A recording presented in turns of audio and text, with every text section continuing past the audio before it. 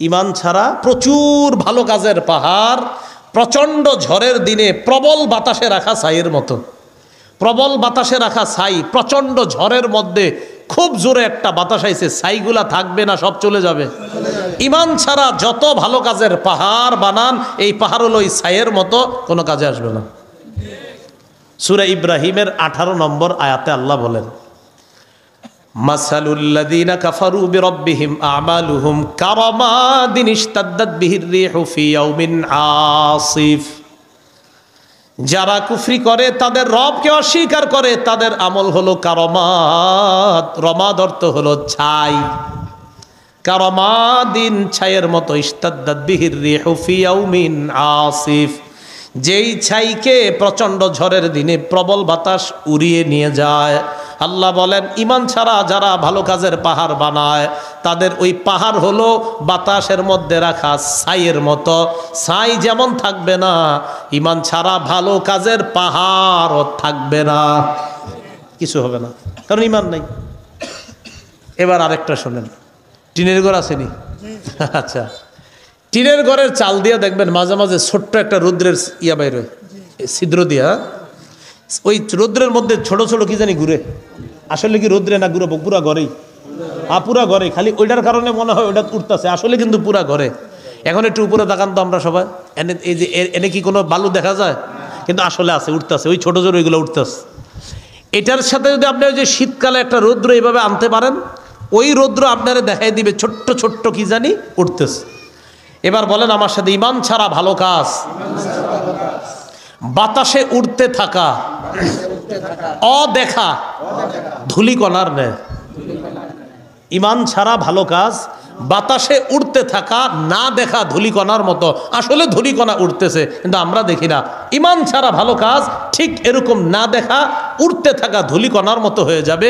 আল্লাহকে এই জন্য তো এগুলার ওজন দিব না। এটাও কিন্তু আবার বানানো না, এটাও কোরআনে আছে। সূরা ফুরকানের 23 নম্বর আয়াতে আল্লাহ বলেন, ওয়াকাদিমনা ইলা মা আমিলু মিন আমালিন ফাজআলনাহু হাবাআম মানসুরা। আল্লাহ বলেন, যারা ঈমান ছাড়া ভালো কাজ করে, তাদের কাজগুলোর মূল্য আমি কিভাবে দিব? আল্লাহ কয়, তাদের এই কাজের ব্যাপারে আমি ফয়সালা করব এমন যে তাদের এই কর্মগুলাকে আমি আল্লাহ উড়তে থাকা না দেখা ধুলি কণার ন্যায় বানিয়ে দিব। কিয়ামতের ময়দানে উড়তে থাকা ধুলি কণার উঠতে থাকবে, যেগুলো দেখা যাবে না। তাই তো আমি কোনো ওজন করব না, ওজন ছাড়াই জাহান্নাম। তাহলে 4টা জিনিস শিখলাম আমরা। ঈমান ছাড়া আমল, আমরা কয়েকটা জিনিস। 1 নাম্বার, ঈমান ছাড়া আমল পাল্লায় কোনো ওজন হবে না। 2 নাম্বার, ঈমান ছাড়া আমল মরুভূমির মধ্যে মরিচিকাকে পানি মনে করার মতো। 3 নাম্বার, ঈমান ছাড়া ভালো কাজ প্রচণ্ড ঝড়ের দিনে প্রবল বাতাসের মধ্যে রাখা ছাইয়ের মতো। 4 নাম্বার, ঈমান ছাড়া ভালো কাজ আমাদের চোখের সামনে উড়তে থাকা অদেখা না দেখা ধূলিকণার মতো। আল্লাহ আমাদেরকে কথাগুলো বোঝার তৌফিক দান করেন। এই হলো 1 নাম্বার আকীদা বিশ্বাস, যে আকীদা অশুদ্ধ, কিন্তু আপনার ভালো ভালো কাজ করার কারণে এই কাজের কোনো মূল্য থাকবে না। আপনারা মাশাআল্লাহ অনেকের নামে টেটু আঁকেন হাতের মধ্যে, অনেক খেলোয়াড়দেরকে পছন্দ করেন, ওই স্টাইলে চুল রাখেন, আবার মাঝে মাঝে বলেনও যে হে অনেক দান করে, হে অনেক কিছু করে। আচ্ছা তাই নাকি? দান করলে কি হয়েছে? আপনি যে কন, আবার লেখে ফেসবুকে স্ট্যাটাস দেয় যে অমুককে আমার এই কারণে ভালো লাগে। মনে রাখবেন, দুনিয়ার সব কাফের আপনার শত্রু। এটা মাথায় রাখেন। কোন কাফের যদি আপনার সাথে ভালো আচরণ করে, নিশ্চিত বুঝবেন এটার ভিতরে অন্য কোনো ষড়যন্ত্র আছে। সব কুফুর এক, এটা মাথায় রাখবেন। এখন আসেন আমরা 2 নাম্বার আকীদা নিয়ে আলোচনা করি। এটা হলো প্রথম আকীদা। তাহলে প্রথমটা মনে রাখবেন, অশুদ্ধ আকীদা হাজারো ভালো কাজের কোনো মূল্য নাই। ওই বাকিগুলো যদি পারেন মুখস্থ রেখেন, ওই যে 4টা বলছি, বাকি এক বাক্যে মনে রাখবেন, অশুদ্ধ আকীদা নিয়ে হাজারো ভালো কাজের কোনো মূল্য নাই। 2 নাম্বার, মৌলিক সবগুলা আকীদা একজনের বিশুদ্ধ, সবগুলা আকীদা কোরআনের সব মানে। কোরআনের 6236টা আয়াতের মধ্যে 6235টা আয়াত পরিপূর্ণভাবে সে বিশ্বাস করে একজন। একটা আয়াতে সে সন্দেহ পোষণ করে, নাউজুবিল্লাহ পড়েন, সব শেষ, সব শেষ। আপনি না কোরআন খোলার পরে আল্লাহ বলে দিছে জালিকাল কিতাব লা রাইবা ফি, এটা এমন কিতাব যেখানে কোনো সন্দেহ নাই, তুমি আবার সন্দেহ করার কে? এটা বলেই দিছে।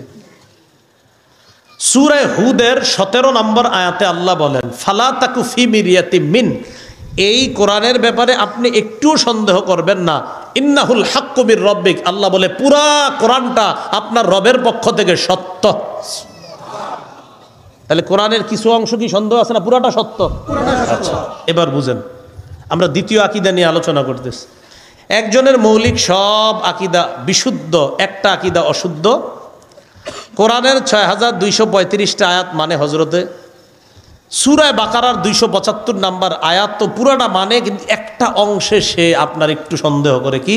আল্লাহ বলেন ওয়া আহাল্লাল্লাহুল বাইআ ওয়া হাররামার রিবা, আল্লাহ ব্যবসাকে হালাল করেছেন, সুদকে হারাম করেছেন। এখন এক ব্যক্তি পুরা কোরআন সব বিশ্বাস করে, ফরজ নামাজ পড়ে, হজ করে, জাকাত সব দেয়, এই জায়গায় আইসা খালি হেজে সুদ খায়, এজন্য কয় ব্যবসায় লাভ হয়, সুদেও লাভ হয়, দুটোটা দেখতে তো একই রকম, ব্যবসার লাভও লাভ, সুদের লাভও লাভ। না, সুদ হারাম হতে পারে না, ব্যবসা যেমন হারাম না, সুদও হারাম না। কেউ যদি সুদ হারাম না, আল্লাহ বলছে হারাম, কেউ যদি বলে হারাম না, আল্লাহ বলছে হারাম, কেউ যদি বলে হারাম না, আল্লাহ বলছে হারাম, কেউ যদি বলে হারাম না, কাফের হয়ে যাবে। না, আল্লাহ বলছে হারাম, যদি বলে হারাম না, কাফের হয়ে যাবে। কারণ হারাম না বলা মানে ও হাররামার রিবাকে অস্বীকার করা। মাথায় রাখবেন, আমি মূলত এটা বলা উদ্দেশ্য না, আমি আরেকটা জায়গা বলার জন্য আপনাদেরকে সব বুঝাইতেছি। আমি শুদ্ধ ছোট্ট একটা কথা বলার জন্য লম্বা আলোচনাটা করব, শেষে একটা কথা আছে আমার। তো দ্বিতীয় নাম্বার মৌলিক আকীদা সব বিশুদ্ধ, এক জায়গায় আইসা আল্লাহর হারাম রে কয় হারাম না। মনে রাখবেন, আল্লাহ যেটা হালাল বলছে এটারে যদি কেউ বলে হারাম, আর আল্লাহ যেটারে হারাম বলছে এটারে কেউ যদি বলে হালাল, ঈমান চলে যাবে। কি বুঝলাম? আল্লাহর হালাল বলেন হালাল, বলেন আল্লাহর হালাল হালাল, আল্লাহর হারাম হারাম। কেউ যদি আল্লাহর হালালকে হারাম বলে আর আল্লাহর হারামকে হালাল বলে, বাস ঈমান থাকবে না। আল্লাহ আমাদেরকে বোঝার তৌফিক দান করেন। তাহলে বলেন, আমরা কোরআনের সব বিশ্বাস করি, কোরআনের সব আমরা বিশ্বাস করি। হ্যাঁ, এলাকার কিছু মানুষকে বুঝেন যে শুনো, সুদ তোমরা যারা খাও, সুদ খাওয়া যে হারাম এটা বিশ্বাস করো, আগে খাইতেছো ছেড়ে দিও, কালকে থেকে ছেড়ে দিও, আর করো না এগুলা, শয়তানের ধোকায় করতেছো। কিন্তু ওরে বিশ্বাস করান যে সুদ যে হারাম, এটা ওর মুখে স্বীকার করান। পর্দা ফরজ, অনেক মা বোনরা স্বীকার করে পর্দা ফরজ, শয়তানের ধোকায় মানে না, এটা ভালো কথা। আরেক দল কি কয় পর্দা ফরজ, এটা হুজুররা কই পেয়েছে, নাউজুবিল্লাহ। তো আপনি ঈমান থাকবে না। নামাজ পড়া ফরজ, এটা আপনাদের এলাকার সবাই স্বীকার করে। একজনটা আপনি জিজ্ঞাসা করছেন, কি আপনি ফজর বললেন না? কাজ হ্যাঁ, আমি ভুল করছি, ঠিক করি নাই, এটা আমি খারাপ কাজ করছি, আল্লাহ নামাজ ফরজ করছে, আমি এটা পড়া দরকার, আমি পড়ি নাই, আল্লাহ আপনি মাফ করে দিন। মানে ওর ভিতরে অপরাধ বোধ আছে। আরেকজনটা আপনি বলছেন ফজর নামাজ পড়ছো, কয় ফজর পড়তে হবে, এটা কই লেখা আছে? ঈমান চলে যাবে। একটা হলো ফরজ বিধান আপনার বেচারা স্বীকার করে, শয়তানের ধোকায় একটু ভুল হয়ে যায় মাঝে মাঝে। আরেকটা হলো সে সরাসরি অস্বীকার করে, ঈমান থাকবে না। রোজা এক ব্যক্তি 28টা রাখছে, একটা বা দুইটা রোজা শয়তানের ধোকায় রাখে নাই। জিজ্ঞাসা করছেন, রোজা রাখলা না ভাই তুমি? সবগুলা রাখলা? কাকা আমি আসলে সবগুলা রোজাই রাখছি, আসলে কি লেগে যায় 2 দিন শয়তানের ধোকায় পুরা রাখি নাই, এটা আমি ঠিক করি নাই, যাক আল্লাহর কাছে আমি তওবা করবো। আরেকজনে বললেন, কি তুমি রোজা রাখছো? কয় রোজা যে রাখতে হয় এগুলা মৌলবী তোমরা কই পাইছো? এই যে আপনি রোজা ফরজ এটাকে অস্বীকার করলেন, বাস ঈমান চলে যাবে। এই জন্য বলছি ফরজ বিধানগুলা এলাকার মানুষগুলারে ধরে ধরে স্বীকার করার, এই মিয়া স্বীকার করো আগে ফরজ, হ্যাঁ তুমি মানতেছো না, দোয়া করি মানার চেষ্টা করো। আল্লাহ আমাদের পার্থক্যটা বুঝছেননি। একটা হলো স্বীকার করে বেচারায় শয়তানের ধোকায় 2-1টা আপনার ভুল হয়ে যায়, কিন্তু বুঝে যে আমি এটা অন্যায় করছি। আরেকজন হলো নামাজ না পড়াটা যে অন্যায় এটা স্বীকার করে না, এর কথা হলো থর এটি কই পেয়েছেন আপনারা, এরকম নাউজুবিল্লাহ। তো এই জাতীয় কথাবার্তা না বলা, আল্লাহ আমাকে বোঝার তৌফিক দান করেন। এগুলো 2 নাম্বার কথা। আচ্ছা, এখন আপনারা বলেন যে কিছুটা বুঝছেন, কোরআনের সব আয়াত যদি কেউ স্বীকার করে, একটা আয়াতের মধ্যে সে অস্বীকার করে, ঈমান থাকবে? মাশাআল্লাহ, বুঝছেন। তাহলে সূরা আহজাবের 40 নম্বর আয়াতে আল্লাহ বলেন মা কানা মুহাম্মাদুন আবা আহাদিম মির রিজালিকুম ওয়ালাকির রাসূলুল্লাহি ওয়া খাতামান নাবিয়্যিন। মুহাম্মদ সাল্লাল্লাহু আলাইহি ওয়াসাল্লাম তোমাদের কোনো সাবালক পুরুষের পিতা নন। ওয়ালাকির রাসূলুল্লাহ, আল্লাহর রাসূল, ওয়া খাতামান নাবিয়্যিন, শেষ নবী। কি নবী? এটা কোয়ার জন্য আমি অনেকক্ষণ আলোচনা করছি। কি নবী? নবীজি মুহাম্মদ সাল্লাল্লাহু আলাইহি সাল্লাম যে শেষ নবী। কোরআনের কোন সূরা আছে বলেন? সূরা আহজাব। কোন সূরা? সূরা 40 নম্বর আয়াত। কত নম্বর আয়াত? এবার পুরাটা বলবেন। মুহাম্মদ সাল্লাল্লাহু আলাইহি সাল্লাম কি নবী? কোন সূরা? কত নম্বর আয়াত? আমাদের দেশের অনেকে দেখবেন তাদের অফিস বা তাদের বিভিন্ন প্রতিষ্ঠানের সামনে লেখা রাখে লা ইলাহা ইল্লাল্লাহু মুহাম্মাদুর রাসূলুল্লাহ, এটা লেখা। তাহলে সুন্দর কথাই তো লেখা। আবার আমরাও লিখি লা ইলাহা ইল্লাল্লাহু মুহাম্মাদুর রাসূলুল্লাহ।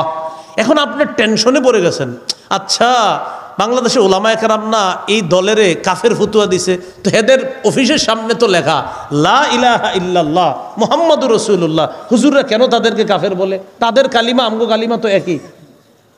আসলে তো কালিমা কি পার্থক্য আছে? এখন আপনি আগ্রহ নিয়ে অফিসে গেছেন, বুঝলেন? অফিসে যাওয়ার পর একজনে জিজ্ঞাসা করলেন, ভাই আপনাদের কালিমা তো মাশাআল্লাহ সুন্দর, আমরাও তো এই কালিমাই পড়ি। তখন হ্যাঁ আপনার কইব, এই তো ভাই আপনি বুঝছেন দুঃখটা, বাংলাদেশের হুজুররা বুঝে নাই। কি আমগো কালিমা আপনার কালিমা পার্থক্য আছে? তো আপনি কইবেন না, আমি কিন্তু আপনাদেরকে বুঝাই দিচ্ছি সাবধান, এরা আপনারা দাওয়াত দিবে কিভাবে দেখেন। তো আপনিও বলবেন না, তখন আপনারা বলবে তাহলে আমগরে কেন কাফের কয় বাংলাদেশি হুজুররা, এটা আপনাদেরকে বলবে। আপনিও কইবেন ঠিকই তো, হুজুররা তো কাজটা ঠিক করে নাই। তখন আপনাদেরকে শিখিয়ে দিচ্ছি, এরা কিন্তু আপনাদেরকে 2-3 কেজি 5 কেজি দুধ দিয়া এগুলা বলতে পারে। এদেরকে তখন আপনি বলবেন, আচ্ছা মুহাম্মদ সাল্লাল্লাহু আলাইহি সাল্লাম আল্লাহর নবী, এটা বিশ্বাস করেন? এরা বলবে হ্যাঁ বিশ্বাস করি। আসলেই কিন্তু এরা বিশ্বাস করে মুহাম্মদ সাল্লাল্লাহু আলাইহি সাল্লাম আল্লাহর নবী। আস্তে আপনি বলবেন, আচ্ছা ভাইজান মুহাম্মদ সাল্লাল্লাহু আলাইহি সাল্লাম আল্লাহর শেষ নবী, এটা বিশ্বাস করেনি। তখন কয় এটার একটু ব্যাখ্যা আছে। দেখছেন, মুহাম্মদ সাল্লাল্লাহু আলাইহি সাল্লাম যে আল্লাহর নবী এরা মানে, কিন্তু মুহাম্মদ সাল্লাল্লাহু আলাইহি সাল্লাম যে আল্লাহর শেষ নবী এটা মানে না। তাহলে দেখছেন ধোকাটা কিভাবে দেয়। তখন আপনি বলবেন সূরা আহজাবের 40 নম্বর, আপনারা বলবে বুঝছি তো, আপনি এটা বলবেন, আপনারা কইব। এরাও কিন্তু সূরা আহজাবের 40 নম্বর আয়াত খুব সুন্দর করে জানে। তা আপনি বলবেন এটা মানেননি, তখন বলবে ভাইজান কোরআনের সব ঠিক আছে, কিন্তু সূরা আহজাবের 40 নম্বর আয়াতে একটু ব্যাখ্যা আছে। আপনারা বলবেন, ইমাম গাজালি বলেন মুহাম্মদ সাল্লাল্লাহু আলাইহি সাল্লামের পরে কোনো নবী নাই। বলেন মুহাম্মদ সাল্লাল্লাহু আলাইহি সাল্লামের পরে বলেন নবী নাই, ব্যাখ্যার কোনো সুযোগ নাই। তাহলে খাতামুন নবিয়্যিন মানে মুহাম্মদ সাল্লাল্লাহু আলাইহি সাল্লাম শেষ নবী। তাহলে আমাদের নবীর পরে নবী নাই, ব্যাখ্যার কোনো সুযোগ নাই। আপনাদেরকে কেউ যদি ধোকা দিয়ে বলে আমগো কালিমা আপনাদের কালিমা এক, তখন বলবে মুহাম্মদ সাল্লাল্লাহু আলাইহি সাল্লাম নবী বিশ্বাস করেননি, বলবে হ্যাঁ করি। সাথে সাথে বলবেন শেষ নবী বিশ্বাস করেননি, তখন বলবে ব্যাখ্যা আছে। আপনি কইবেন ইল্লিগে তো আপনি কাফের, এই জন্য তো আপনি কাফের। তাহলে কথাটা সুন্দরভাবে বুঝছেন না? এই জন্য আকীদা সাবধান। এই জন্য আমাদের দেশের মানুষ ধোকা খায় এই জায়গাটায়, আবেগের বর্ষবর্তী এরা নিজের বিলায় দেয় মানুষের কাছে। দেখছেন কত সুন্দরভাবে। আমিও যদি আপনারা বলি কালিমা, তখন আপনিও বলবেন ঠিকই তো, কালিমা তো একই, সবই এক। কিন্তু ওই যে খাতামুন নবিয়্যিন মুহাম্মদ সাল্লাল্লাহু আলাইহি সাল্লাম শেষ নবী, এটা এরা মানতে চায় না। এই জন্যই তো এরা কাফের। মুহাম্মদ সাল্লাল্লাহু আলাইহি সাল্লাম শেষ নবী, এটা যারা মানবে না তারা কাফের, তাদের অনুসারী যত কোটি হবে সব কাফের। উনি শেষ নবী। এখন যেই বিষয়টা আপনাদেরকে আমার বলার উদ্দেশ্য, বাচ্চাদেরকে আপনারা এখন থেকে সুন্দরভাবে এই কথাটা শিখাইবেন। যেমন আমরা ছোটবেলায় শিখতাম মুক্তবে গিয়ে, আল্লাহ ছাড়া কোনো মাবুদ নাই, মুহাম্মদ সাল্লাল্লাহু আলাইহি সাল্লাম আল্লাহর বান্দা ও রাসূল। এখন থেকে শিখাইবেন মুহাম্মদ সাল্লাল্লাহু আলাইহি সাল্লাম আল্লাহর বান্দা ও শেষ রাসূল ও শেষ নবী। এটা শিখাইবেন। বলেন মুহাম্মদ সাল্লাল্লাহু আলাইহি সাল্লাম আল্লাহর বান্দা এবং তার শেষ রাসূল ও শেষ নবী।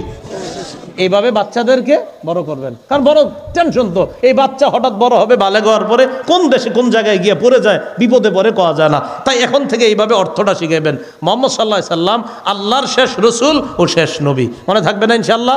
আচ্ছা, তাহলে আমরা কি বুঝলাম? এক ব্যক্তির মৌলিক আকীদা সব বিশুদ্ধ, একটা আকীদা মৌলিক অশুদ্ধ, ইমান থাকবে না ইমান যাবে? তাহলে ইমান প্রথমটা হলো পুরো আকীদাই অশুদ্ধ, মানে তার ইমান নাই। দ্বিতীয়টা হলো ইমান ছিল কিন্তু একটা মৌলিক আকীদা অশুদ্ধ থাকার কারণে ইমান সব চলে গিয়েছে। এজন্য খাতামুন নাবিয়্যিন এতটুকু অংশ অস্বীকার করার কারণে ইমান আছে না চলে গেছে? এজন্যই কাফের। আল্লাহ বুঝার তৌফিক দান করেন।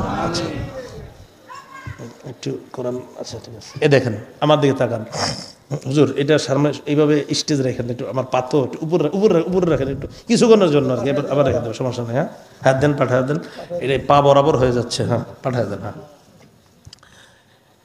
এটা একটা ঘর, বলেন এটা একটা কি? খুব ভালো করে বুঝেন। এই ঘরটা রং করা হয়েছে, সাজানো হয়েছে, একটা কোনায় ইটের জায়গা ফাঁকা রাখছে।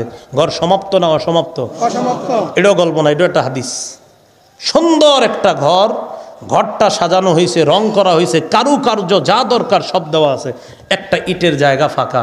ঘর সমাপ্ত না অসমাপ্ত? মাশাআল্লাহ। সহিহ বুখারী 3535 3535 নম্বর হাদিস, মানে 3535। এই হাদিসের মধ্যে রাসূলুল্লাহ সাল্লাল্লাহু আলাইহি সাল্লাম বলেন, ইন্না মাসালি ওয়া মাসালাল আম্বিয়া মিন ক্বাবলি কামাসালি রাজুলিন বানা বাইতা ফাআহসানাহু ওয়া আজমালাহ ইল্লা মাওদিআ লাবিনাতিন ফি জাওিয়া। আল্লাহ নবী বলেন, আমার আর আমার পূর্ববর্তী নবীদের দৃষ্টান্ত হলো এক ব্যক্তির মতো, যেই ব্যক্তি একটা ঘর বানিয়েছে। ঘর বানানোর পর ওই ঘরটা সুন্দরভাবে সাজিয়েছে। ইল্লা মাওদিআ লাবিনাতিন ফি জাওিয়া, ঘরের কোনায় একটা ইটের জায়গা ফাঁকা। ঘর সমাপ্ত না অসমাপ্ত? অসমাপ্ত। নবীজি বলেন, ফাজালান নাসু ইয়াতুফুনা বিহি, ওই ঘর সবাই দেখতে যায়, ঘরের চারপাশে সবাই ঘুরে, ওয়া যাবুন আলা, আশ্চর্য হয়। কি লেগে আশ্চর্য? গন্ধ সৌন্দর্য দেখা না ইট ফাঁকা দেখা? হ্যাঁ, সৌন্দর্য আশ্চর্য হয়, কিন্তু আরো বেশি আশ্চর্য হয় ইন্না লিল্লাহ, এত সুন্দর একটা ঘর, এটা ইট এখনো লাগায় নাই। নবীজি বলেন, একটা ঘর, ঘরটা বড় চমৎকার, ঘরের কোনায় একটা ইটের জায়গা ফাঁকা, মানুষ দেখতে যায়, যাওয়ার পর আশ্চর্য হয়। ওয়া ইয়াকুলুনা হাল্লা উদিআত হাদিহিল লাবিনা, সবাই কয় এই ইটটা কেন লাগানো হয় না? আল্লাহর নবী বলেন, আনা তিলকা লাবিনা, আমি হলাম সেই ইট। ঈসা নবী পর্যন্ত আল্লাহ পাক রব্বুল আলামিন আদম নবী থেকে ঈসা নবী পর্যন্ত ইসলামের একটা ঘর সাজাইছে। সব সাজানো শেষ, একটা ইটের জায়গা ফাঁকা রাখছে। আল্লাহর নবী কয়, আমি হলাম সেই ইট, আমার মাধ্যমে ইট পূরণ করে আল্লাহ পাক রব্বুল আলামিন ঘরের সৌন্দর্যের সমাপ্ত করে দিয়েছেন। নবীজি শেষে বলেন, না না খাতামুন নাবিয়্যিন লা নাবিয়্যা বাদি, আমি শেষ নবী, আমার পরে আর কোনো নবী নাই। নবীজি বলেন, আমি শেষ নবী, আমার পরে আর কোনো। 19 জন দাবি করছে, 30 জনের কাছাকাছি দাবি করবে, প্রায় 19 জন হয়ে গেছে দাবি করা। কয়জন? এর মধ্যে আবার 2 জন মহিলাও আছে। মহিলা, হ্যাঁ 2 জন মহিলাও আছে, এরাও গেছেন। এবারও এক মহিলা নবীর বিয়ে হয়েছে আরেক মিথ্যা নবীর লোকে। এর মধ্যে আবার আপনার এক মহিলা মিথ্যা নবী, এই মহিলা মিথ্যা নবুয়ত দাবিদারের বিয়ে হয়েছে আরেক মিথ্যা নবুয়ত দাবিদার পুরুষের সাথে। বিয়ে হওয়ার পর 4 দিন ঘর কইরা আবার চলে আসছে। চলে আসার পর কিছুদিন পর আবার জামাইয়ের কাছে গেছে, মানে মিথ্যা নবুয়ত দাবিদার বউ মিথ্যা নবুয়ত দাবিদার জামাইয়ের কাছে গেছে। যাওয়ার পর কয়, কি হয়েছে? কয়, আমার মুরিদরা আমারে পাঠাইছে, আমার উম্মতরা আমারে পাঠাইছে যে আপনি আমারে কি মোহর দিছেন। উম্মতরা প্রশ্ন করছে, নবী মারে, মিথ্যা নবী মারে, যে আপনারে কি মোহর দিছে? তখন আইসা বলছে, আপনি আমারে কি মোহর দিছেন জিজ্ঞাসা করছে। কয়, তুমি গিয়া বলবা যে তোমার উম্মতের ফজর আর এশা বড়া লাগবে না, এটাই মোহর। চিন্তা করছেন? মানে এই বিষয়ে আমি আলোচনা যাচ্ছি না, এটা আমার একটা লম্বা আলোচনা আছে, আপনারা ইউটিউব যারা চালান বা ওই রেকর্ডও আছে দেখবেন, যে খতমে নবুয়ত নিয়ে আমার লম্বা আলোচনা আছে, ওখানে ওই মিথ্যা নবী করে নিয়ে আলোচনা করছিলাম, যারা মিথ্যা নবুয়ত দাবিদার। হে গিয়া কয়, মোহর কি? কয়, ফজর আর এশার নামাজ কাটা তোমার উম্মতের, যাও। মানে কি সুন্দর আজীব সিস্টেমের নবী আর উম্মত, আর কি ধরনের ফাজলামি। এইভাবে উম্মতকে ধোঁকা দেওয়া হচ্ছে। তো এই জন্য সাবধান। ওলামায়ে কেরাম, এলাকাবাসী, মাদ্রাসাওয়ালারা মাহফিলের আয়োজন করছে কেন? আজকে একটা জিনিস শিখলেন যে আমাদেরকে সূক্ষ্ম সূক্ষ্ম কথা দিয়ে কিছু মানুষ ধোঁকা দেয়। দেখছেন কত সুন্দর কালিমা লেখা, তো আপনি কেমনে বুঝবেন এই কালিমা লেখার মানুষ আপনার ধোঁকা দিবে? বলেন, কেমনে বুঝবেন এটা? তাহলে কি বুঝলাম? আমাদের দেশের একদল নবীজিরে নবী মানে, কিন্তু শেষ নবী মানে না, আর শেষ নবী না মানার কারণেই তারা কাফের। আচ্ছা, রাসূলুল্লাহ সাল্লাল্লাহু আলাইহি সাল্লাম হযরত আলী রাদিয়াল্লাহু তাআলা আনহুরে একটা কথা বলছে, বুঝেন, আরেকটা হাদিস দিয়ে ধোঁকা দেওয়ার চেষ্টা করে। হাদিসটা হলো আপনার এত বড় আংশিক বলবে বইলা ধোঁকা দেয়। মুসলিম শরীফের 2424 নম্বর হাদিস, 2404 কত হয় 2424 মাদ্রাসা পাঠ্যপুস্তক অনুসারে। এই হাদিসের মধ্যে আসছে রাসূল সাল্লাল্লাহু আলাইহি সাল্লাম হযরত আলীকে মদিনার দায়িত্বে দিয়ে উনি তাবুক যুদ্ধে রওনা করছে। আপনারা জানেন বা ইতিহাস যারা পড়েন, তাবুক যুদ্ধ ছিল সবচেয়ে কঠিন দূরের যুদ্ধ। তো হযরত আলী রাদিয়াল্লাহু তাআলা আনহুরে দায়িত্ব দিছে। হ্যাঁ, গরমকালের যুদ্ধ ছিল, প্রচণ্ড গরমেও ছিল। হযরত আলী কি কয় নবীজিরে, কয় হুজুর আতুখাল্লিফুনি ফিন নিসাই ওয়াস সিবিয়ান, আমারে বুঝি মহিলার পুরো শিশুকে দায়িত্ব দিয়ে গেলেন। মানে জিহাদে যাওয়ার জন্য সাহাবীরা সবাই তো পাগল ছিল। হুজুর আপনি আমার এই মহিলার শিশুদের মাঝে রেখে গেলেন। তো নবীজি হযরত আলীকে বলতেছে, আলী আলা তারদা আন তাকুনা মিন্নি বিমানজিলাতি হারুন মিন মূসা, তুমি কি এতে খুশি না যে তুমি আমার স্থলাভিষিক্ত হবা মানে হলো হারুন নবী মুসা নবীর যেমন স্থলাভিষিক্ত হয়েছে, মুসা নবী তুর পাহাড়ে গেছে তাওরাত কিতাব আনতে, হারুন নবীরে দায়িত্ব দিয়ে গেছে, তুমি কি এতে খুশি না? ওই হারুন নবীর কাতারেই আমি তোমারে দায়িত্ব দিয়ে গেলাম, এতে কি তুমি খুশি না? বুঝেন এখন ধোকাটা দেখে এমনি দেখেন। আপনার এই হাদিস বলবে, হাদিস কিন্তু শেষ করি না এখনো, জি আরেকটু বাকি আছে হাদিস। আপনাদেরকে বলবে, আপনার এই হাদিসটা শোনায় বলবে পার্সোনালি, আচ্ছা কি বুঝলেন? আপনি কইবেন মুসা নবীর স্থানে আমগো নবী, নবী নবী মিলে গেছে। হারুন নবীর স্থানে আলী, তার মানে হারুন তো নবী, তার মানে আলীও, হ্যাঁ নাউজুবিল্লাহ পড়েন, হারুন নবী নবী, তো হারুন নবীর স্থানে যদি আলী হয় তো নাউজুবিল্লাহ, যদি আপনি সাদৃশ্য মিলান তো আলীও কি হওয়ার কথা? এই যে আপনারে বুঝাবে, দেখছেন যে নবীর পরে যে নবী আসবে, নবী হাদিসে বলছে, নাউজুবিল্লাহ পড়েন। অথচ নবী আর পরেই বলতেছে, আলী শোনো, তুমি হারুন নবীর স্থানে মানি তুমি নবী না, গায়রা আন্নী লা নাবিয়্যা বাদি, হারুন নবীর স্থানে মানি দায়িত্বের ক্ষেত্রে মুসা নবী যেমন হারুনকে দায়িত্ব দিয়ে গেছে, আর হারুন নবীও সম্মানিত, আমিও তোমারে দায়িত্ব দিয়ে যাচ্ছি, তুমিও সম্মানিত, গায়রা আন্নী লা নাবিয়্যা বাদি। তবে আলী মনে রেখো, তুমি কিন্তু আবার হারুন নবীর মতো নবী না, কারণ আমার পরে আর কোনো নবী নাই। দেখছেন কি সুন্দরভাবে শেষের অংশটা বাদ দিয়া এদুর বুঝায়। তো আপনিও তো কইবেন হ্যাঁ ঠিকই তো, আসলেই তো হারুন নবী নবী, আলীও তো নবী হওয়ার কথা। তখন আপনি বলবেন যে হযরত পরে কি আর কিছু আছে কিনা? এই পরে আছে। যেমন ইহুদিরা এইভাবে ধোকা দিত। আব্দুল্লাহ ইবনে সালাম ইহুদিদের বড় আলেম, নবীজির কাছে ইহুদিরা আসছে একটা বিচার নিয়ে, কি জিনা করলে, বিবাহিত পুরুষ নারী জিনা করলে তাদেরকে পাথর মেরে হত্যা করা, আর অবিবাহিত হলে তাদেরকে 100 বেত্রাঘাত করা। এখন এই বিচার নিয়ে নবীজির কাছে আসছে। আসার পরে নবীজি কয়, আমার জানা মতে তো বিচার ব্যবস্থা তোমাদের মধ্যে এক থাকার কথা, আমাদের কোরআনে যেটা তাওরাতে ওই নিয়মেই থাকার কথা। ইহুদিরা কি করছে, তাওরাতের ওই জায়গাটা পইরা পইরা শোনাইতেছে, আর যেই জায়গায় আছে যে বিবাহিত নারী পুরুষ তারা ব্যভিচার করলে পাথর মেরে হত্যা করো, ওই জায়গাটা হাত দিয়ে আটকা রাখছে এমনি, মানে এমনি আর কি পড়তেছে এইভাবে এইভাবে।